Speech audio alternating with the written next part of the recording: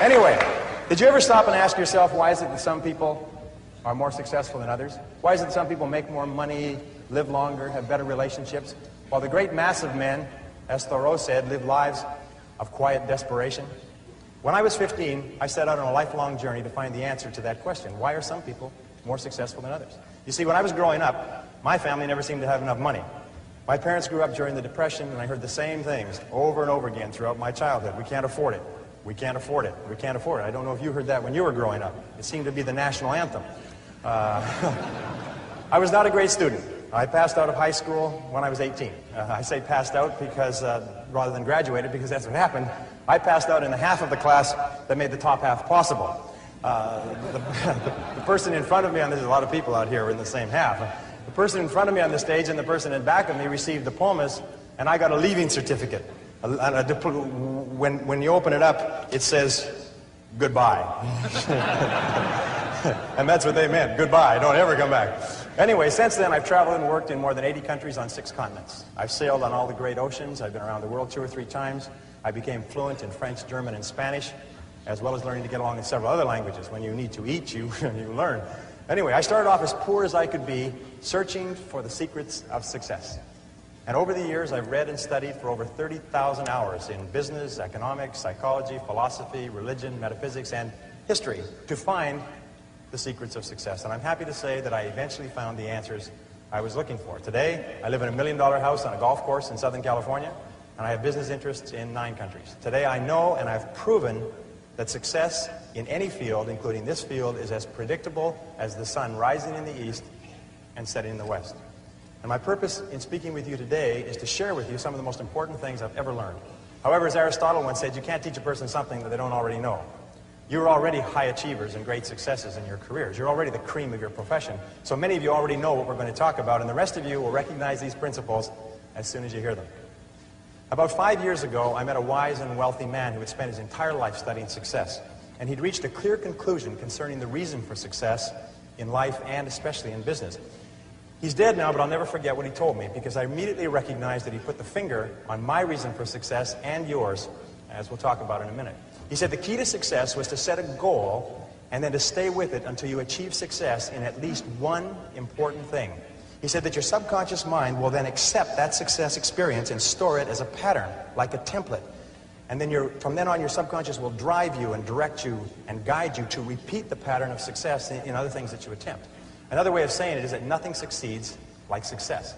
Psychologists have demonstrated that achievement brings you a natural high. Once you've experienced your first great success, then not only are you unconsciously programmed to repeat it, but nothing else will ever give you the same wonderful sense of satisfaction. And all high achievers know that. Anyway, I learned the truth of this idea many years ago when I first started traveling. I spent 8 years traveling around the world. And in many ways, a trip or a journey is a metaphor for life. My first big trip was that, and much, much more. It had such an enormous impact on me that I've never really gotten over it. My whole life has been different as a result of what I call the Sahara crossing.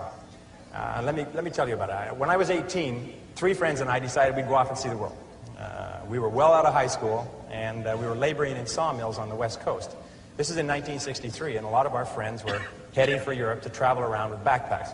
So we decided to do something different. Nobody else was going to Africa, so we decided we'd go to Africa. Of course, it never occurred to us to ask why it was that no one else was going to Africa. And that was our first mistake. After working and saving for a year, the 4 of us piled into an old 1946 Chevy and drove out of Vancouver, bound for Montreal via Toronto. Actually, we just passed a couple of blocks from here on our way on that trip. It was late at night when we left. It was pouring rain. We were all 20 years old, and we were off to see the world. Anyway, I learned later that almost every great venture begins with an act of faith, like driving into the dark, into the unknown. In a way, nature protects us by shielding us from knowledge of the difficulties and obstacles that lie ahead. Because if we really knew all the problems we would face, the setbacks, the suffering, the temporary failure, and the disappointments, many of us would hesitate about ever even starting out at all. And our plan was to drive across country to Montreal, get jobs on ships to work our way across the Atlantic, and then head south across Europe to Africa. Pretty basic plan. However, as it happened in Montreal, one of the guys decided to give up and go home, and so he left us. Well, that left 3. The other 2, after one day, I still remember that, after one day of looking for work on the waterfront, decided to quit. decided to quit trying and to spend their limited savings to pay their way across the Atlantic rather than to work their way. I tried to talk them out of it. I told them that quitting is a habit. If you quit the first time you run into difficulties, you'll always quit when the going gets rough. You will, in effect, establish a pattern for failure rather than a pattern for success. But their minds were made up, so we split our savings and they took passage on a ship to England. I worked on a construction site in Montreal, hauling heavy things for the entire winter, and then I got a job on a Norwegian freighter out of Halifax in late February and arrived in England in mid-April. As I had predicted, my friends had quit and stayed in England working at odd jobs. However, we soon made up, good buddies again, and once more we headed for Africa. At this time, all we had was an 8.5 by 11-inch page about this size that had Europe and Africa all on the same map, on the same page. And it seemed to be a very simple thing to go from London, which was up here, to Johannesburg, which was down here. And it's just one page. And I mean, we sort of drew a straight line, and we thought, you know, well, oh yes, there was a little orange part right across sort of a band right through the middle there called the Sahara Desert. Well, we thought, well, we'd just whip over that and get down to the green part on the map. There's no problem. I'm without a word of a lie, this is true. We didn't stop to think that the total distance was about 8,000 miles. See, we were big picture people. We didn't let ourselves get bogged down with details. We were young and we hadn't learned that it's the details that get you every single time. So we took a train down to London. There we bought bicycles. See, we'd never heard of anyone riding from London to Johannesburg on bicycles, so we decided that we would do it first and become famous. That was another mistake.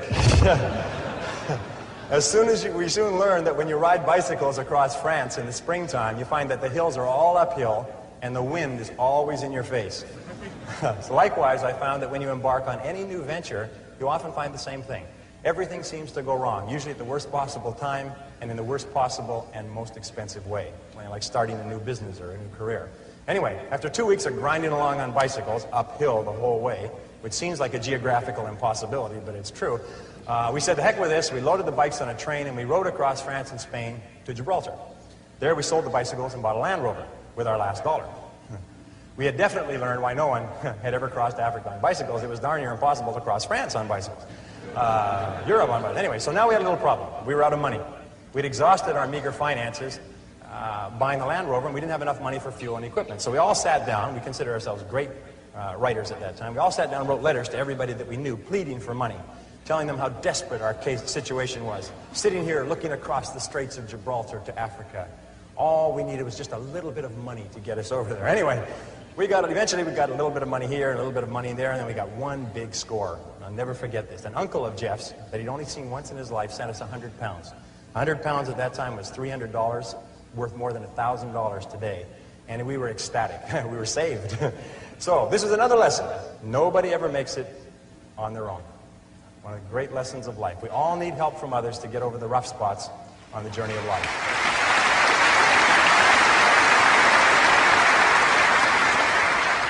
Well, with the additional money, we loaded up with food and supplies. We took the ferry over to Tangiers in Morocco, and then we headed out of Tangiers toward the Atlas Mountains and the Sahara, full of excitement, singing as we drove down the road.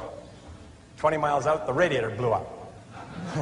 The Land Rover had never been driven on the open road. It had spent its whole working life tooling around the narrow streets of Gibraltar, and once on the open road, it began to fall apart. The radiator was just the beginning. Over the next 10 days, the steering rods bent and threw the front wheels out of alignment, so the tires blew one by one. We had trouble with the carburetor and the ignition system. We were so poorly equipped, if you can believe it, we didn't even have a jack or a lug wrench. When we got a flat tire, and we got lots of flat tires, we had to sit by the side of the road patiently, sometimes for hours, until somebody came along with the proper tools to help us change the tire. But we pressed on anyway. As we drove deeper into Morocco and over the Atlas Mountains and onto the Sahara Escarpment, we entered into a world that had changed very little in 1,000 years. There were long, long stretches of barren country roads and an occasional oasis surrounded by primitive farms, which was irrigated from wells and underground rivers. And that began an experience that I still remember quite clearly, and I think you'll be able to relate to this. By this time, I was speaking French fairly well. We could converse with the natives in the occasional small towns that we passed through. And in one town, early in our slow, halting trek across Morocco, someone asked us where we were headed. And we told them that we were going across the Sahara and into Africa. And he said, "Oh no," he said, "you can't do that." He said, "You'll die in the desert." Well, I looked up my dictionary quickly because I didn't understand the expression. Vous allez mourir dans le lust. Vous allez mourir dans le lust. Okay? You will die in the desert. We then began to hear this on a regular basis everywhere we went. We'd stop in a small town, and people would bring their friends up to us and introduce us as the young men who were going off to die in the desert. Well, they seemed quite cheerful about it, but after a while, we found it kind of irritating. I mean, and by the way, these were not your average Arabs. These were Bedouin and Tuareg. These were desert people, members of tribes that lived in the Sahara for 1,000 years. I mean, they were in a position to know what they were talking about. And I learned a valuable lesson from this. I learned then, and for the rest of your life, whenever you try to do something out of the ordinary, people will line up to tell you that you can't do it, why you can't do it, that you'll lose your time, you'll lose your money, that you will, in effect, die in the desert. Even people who should know better will try to discourage you. To achieve anything greater worthwhile, you must train yourself to rise above these people, ignoring them and pressing on towards your goal regardless.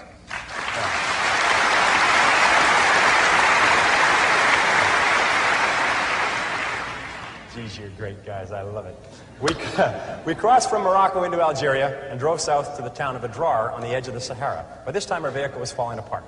And with the cost of repairs and gasoline and food, we'd almost run out of money again. One of the guys, sick from dysentery, decided to give up.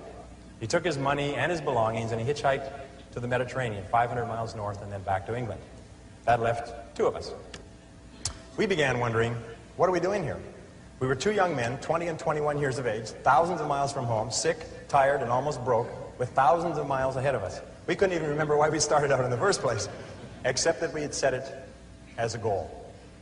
And we were too dumb to change it. Anyway, but one of the things that kept us going was a book of poetry by Robert W. Service. Robert W. Service had driven an ambulance in World War I, and he'd written poetry to cheer up the soldiers in the trenches on the Western Front. And there was one poem that we read over and over. It always gave us a boost in the determination to go forward. It was called Carry On. And it started like this. It said, "It's easy to fight when everything's right, when you're mad with the thrill and the glory. It's easy to cheer when victory is near and wallow in fields that are gory. It's a different song when everything's wrong, when you're feeling infernally mortal, when it's 10 against 1 and hope there is none. Buck up, little soldier, and chortle. Carry on, there isn't much punch in your blow. You're glaring and staring and hitting out blinds. You're muddy and bloody, but never you mind. Carry on. You haven't the ghost of a show. It's looking like death, but while you've a breath, carry on, my son, carry on." Well, by this time we were in the Sahara, the largest desert on Earth. It stretches across the Tropic of Capricorn from the Atlantic Ocean to the Red Sea, more than 5,000 miles. And the part that we faced, dead ahead, was the Tenerife, the emptiest single stretch of the Sahara. 500 miles of nothing, not a fly, not a blade of grass, as flat as a tabletop. 500 miles. The enormity of what we had embarked on finally began to sink in. We learned that more than 1,300 people had perished in the Tenerife in the last 20 years. 42 vehicles had broken down in the desert, and many of their drivers were never seen again alive. By this time, Jeff and I were once more out of money. All our tires were scraped bald and they needed to be replaced. We needed additional tanks so we could carry enough gas and water for the crossing. We needed tools to do repairs. We needed a jack and lug wrench so that we could change tires. Obvious. For 3 weeks we stayed in Adrar. Jeff hitchhiked north to Algiers to wire for more money, more creative writing, while I sold all our supplies except for a bare minimum. With that money and by stripping abandoned vehicles, I got the Land Rover repaired and properly outfitted with reasonably good tires, a reserve gas tank, proper tools, and supplies for the crossing. It's amazing how enterprising you become when your survival is at stake. By the way, this story took place 24 years ago today.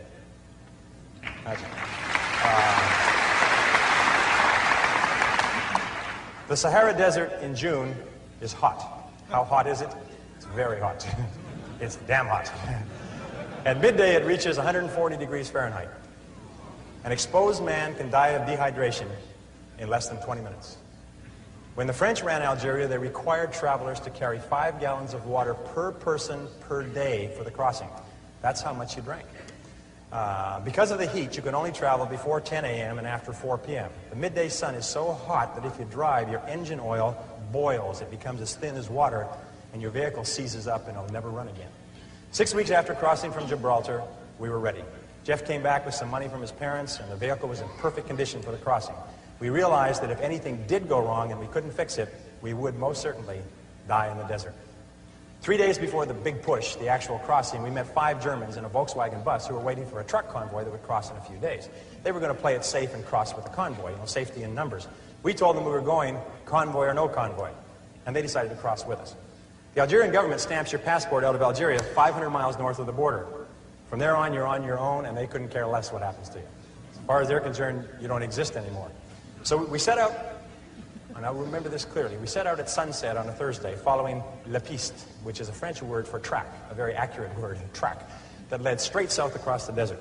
We drove through the night. As we drove through the night, about 50 miles out, our troubles began. The Germans' vehicles sunk in and started to get bogged down in the fine sand that had blown over the track.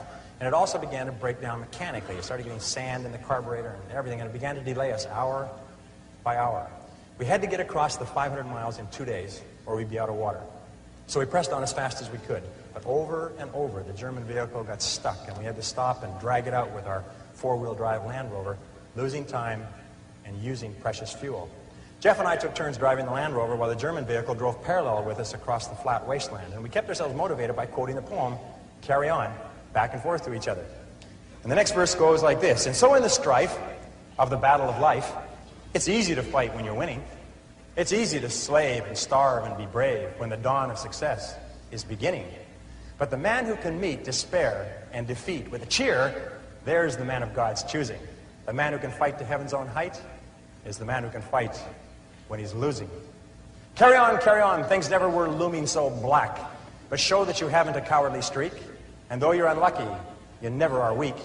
Carry on, brace up for another attack. It's looking like hell, but you never can tell. Carry on, old man, carry on." By morning,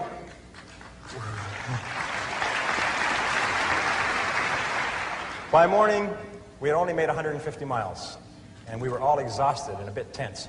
There was an abandoned army fort in the middle of the desert, and we had hoped to shelter there from the midday sun in one of the empty buildings, and now it was too late.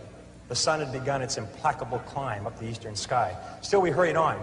So fortunately, you couldn't get lost crossing the Sahara in the daytime. The track across the desert is marked by black 55-gallon oil drums located every 5 kilometers, which is exactly the curve of the Earth's surface. You can always, as you drive, you can always see 2 oil barrels, the one you just passed and the one you're heading for. So all you have to do to cross the biggest desert on Earth is to take it 1 oil barrel at a time. Of course, traveling at night, if you wander from the piste, if you wander from the track, you can get lost in the desert and drive until you run out of gas. And many people have died that way. As we would approach each oil barrel, it was really neat. As we approach each oil barrel, we come to this oil barrel, we just come parallel with it. The next oil barrel would just pop up on the horizon. And as we would pass this oil barrel, the one behind us would fall off the horizon, as though it had been shot in a shooting gallery. Really neat. So in the years since then, I found that you can achieve almost any goal you set for yourself if you simply take it 1 oil barrel, 1 step at a time.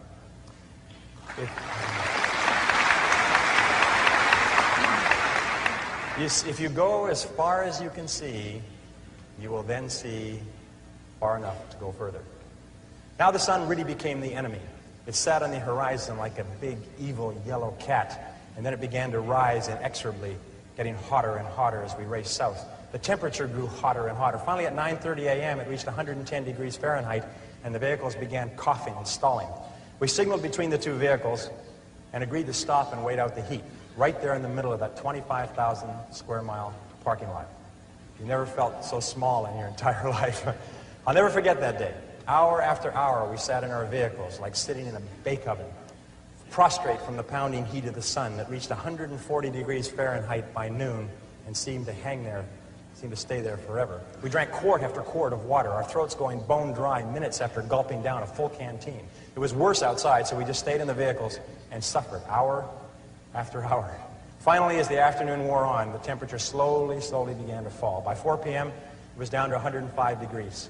When it finally got below 100 degrees Fahrenheit at 5 p.m., we started on. But now we were racing the clock. We only made about 200 miles in the last almost 24, and we still had 300 miles to go. There was a small oasis, an army post on the other side of the desert, and we knew we had to get there before the midday sun caught us again. We hadn't slept since Thursday morning. It was now Friday evening. We pushed on over the desert, but the Germans' vehicle kept breaking down. All night, exhausted, we worked to get the Volkswagen bus with the Germans across to the other side. We were both desperate and scared. We knew that we could not last another day. Our water was almost gone. When the sun rose slowly on Saturday morning, we were still struggling with the Germans' vehicle. Finally, at 9 a.m., with 20 miles to go, their vehicle broke down for the last time. We quickly abandoned it. We loaded the 5 Germans in the back of the Land Rover and headed for the fort and the oasis. An oasis, by the way, is a place where there's one well with a bucket. That's an oasis. It was further than we thought, but we made it just before the heat forced us to stop. We were all aware of how close we had come to actually dying in the desert. Those Arabs knew what they were talking about. So we sat out the heat that day in a native hut near the fort, and then we went back that evening and towed the Volkswagen bus into the army post. We had done it. We were over the Sahara. We hadn't slept for...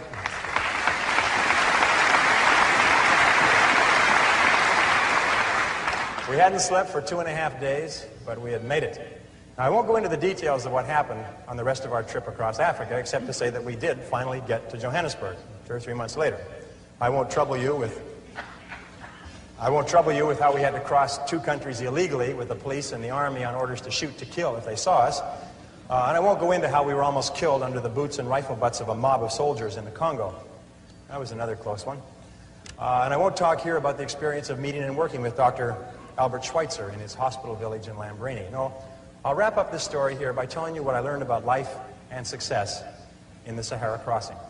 Here are 7 rules you can apply to any challenge that you face in achieving anything you desire. Rule number 1, the most important key to achieving great success is to decide upon your goal and then launch. Get started, take action, do something, move. A 12-year study at Babson College concluded that the act of taking the first step is what separates the losers from the winners, or the winners from the losers.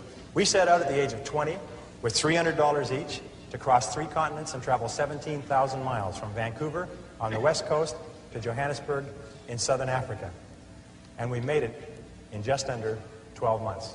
But the most important step was the first one. All the rest followed from that. Number 2, once you've launched towards your goal, never consider the possibility of failure. The Germans have a saying, it's immer vorne, nie zurück. Immer vorne, nie zurück. And it means always forward, never backward. Always forward, never backward. Never consider the possibility of failure. Every person here is here because they refused to quit when the going got rough. Your ability to persist in the face of setbacks and disappointments is vital to all great achievement, and it's always a decision that you make. It's not the external environment, it's always the internal environment. Number 3, the biggest goal in the world can be accomplished if you just take it 1 oil barrel at a time. Thomas Carlyle once wrote that our great business is not to see what lies dimly at a distance, but to do what lies clearly at hand. The only time you will ever have is now. If you live every day, every hour, the best you can, the rest will take care of itself. As the Bible says, sufficient unto the day are the cares thereof. Number 4, watch out for the naysayers. The negative people around you are always telling you that you'll die in the desert.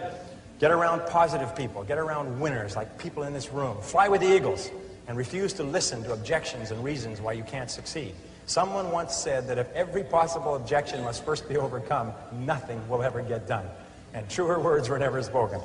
Number 5, welcome obstacles and difficulties as valuable and inevitable steps on the ladder of success. Remember, the difficulties come not to obstruct, but to instruct. Difficulties come not to obstruct, but to instruct. Our trip to Africa was one problem after another. We ran out of money over and over. We strained every muscle of our bodies trying to ride bicycles across France and Spain. Our Land Rover broke down again and again. We suffered from dysentery and heat stroke and exhaustion. But when it was time, we were ready for the Sahara crossing. In retrospect, we saw clearly that without the lessons that we had learned from our mistakes, we would have surely died in the desert. And when you look back on any achievement, you will find it was preceded by many difficulties and many lessons. They are the price that you pay for your success, and no success is possible without them. Number 6, be clear about your goal, but be flexible about the process of achieving it.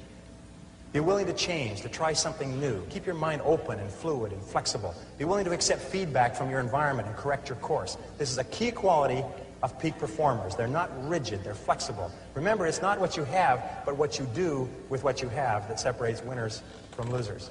It's not what happens to you, but how you respond to what happens to you that counts. In the final analysis, your response to the adversity of life is the real measure of who you are and what you're made of.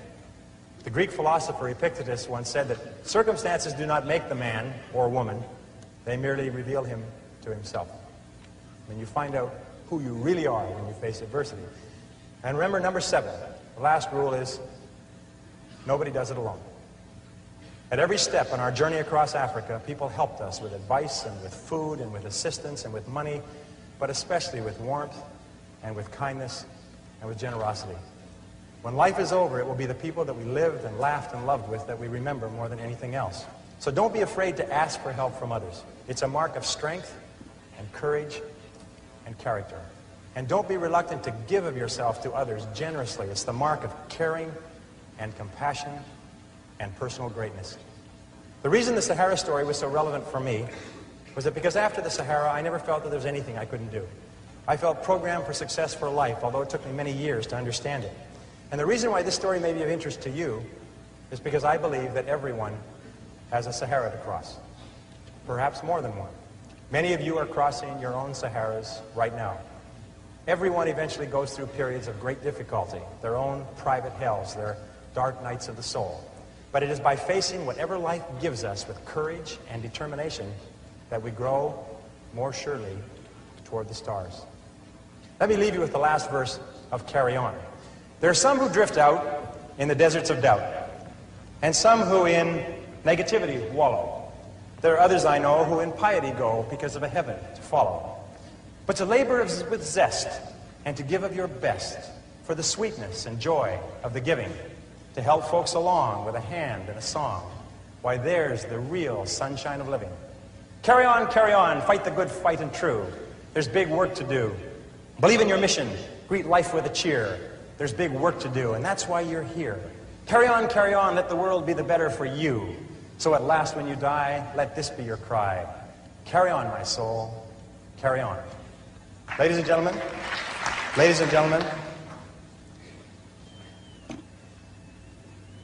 if you will resolve, with whatever life hands you, to carry on, there is nothing that can stop you from achieving the greatness for which you were created. Thank you. Here.